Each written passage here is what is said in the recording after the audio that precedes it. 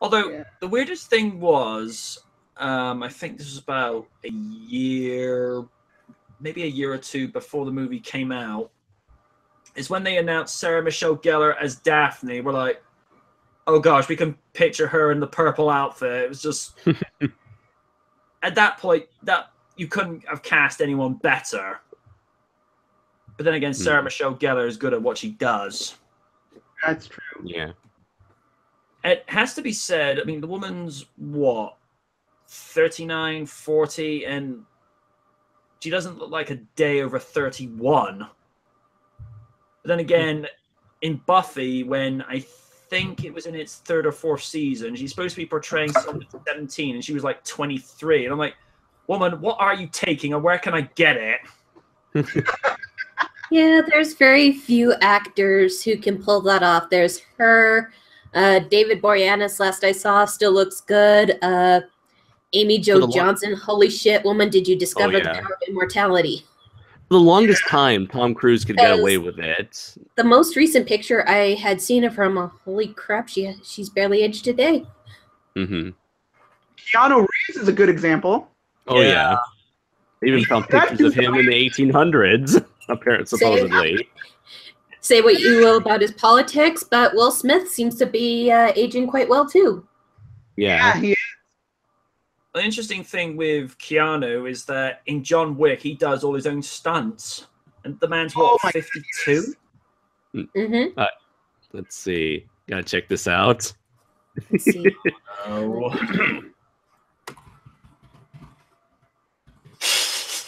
It's true. The man just does not age. I know. He's 53. Keanu? Jeez, Wow. what? Wow. Born September 2nd, 1964.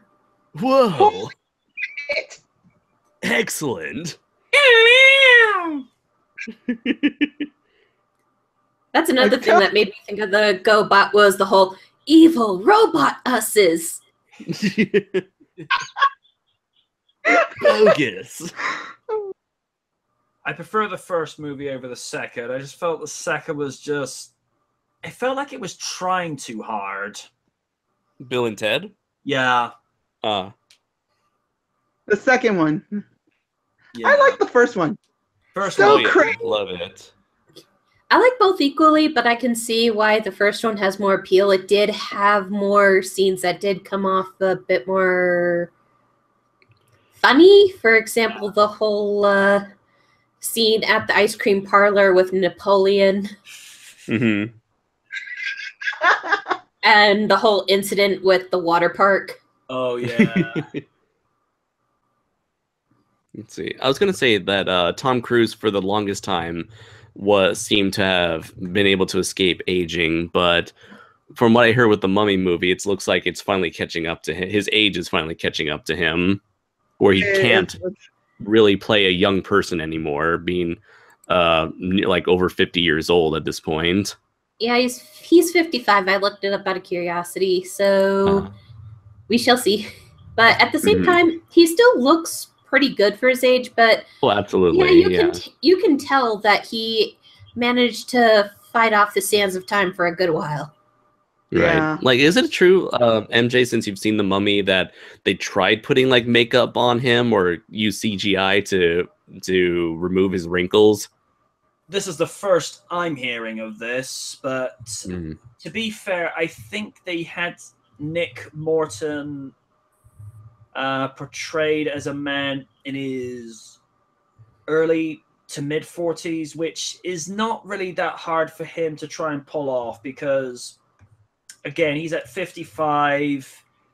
He could probably just about pull that off, whereas trying to look like a guy in his 30s or late 20s, like, dude, unless you've got the Fountain of Youth on tap, you're not pulling that off.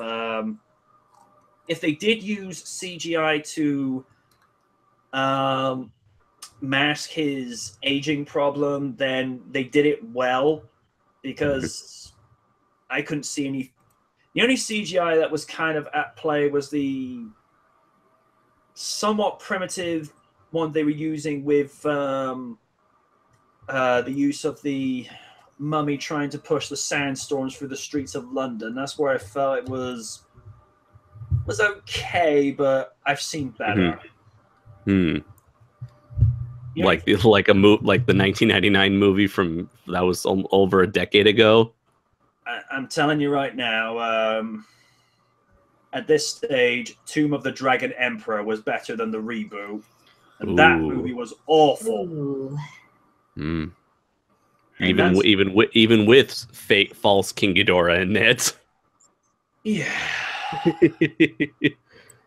The biggest problem that the Mummy reboot had is it just suffers a huge identity crisis with regards to tone, because it doesn't know whether it wants to be comedy, whether it wants to be dark horror, whether it wants to be action adventure, or trying to have a mixture of action and comedy, because it just jumps about the place so much. You're like, can you just stick to one motif and go with that?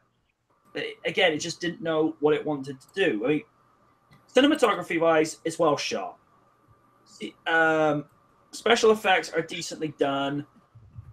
The dialogue, with the exception of Cruise's lines, is kind of generic for an action movie, and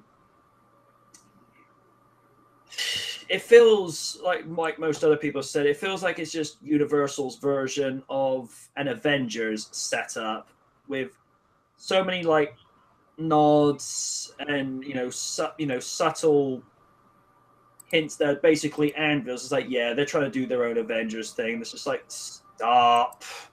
Just sounds like. All right, go ahead. Just be a horror movie series and not be a blatant Avengers team-up ripoff. So if they have a situation where you have Cruise's character, which has some sort of Egyptian god of death inside of him, so you're going to have him meet up with the Wolfman, Dracula, Creature from the Black Lagoon, and Frankenstein to fight what?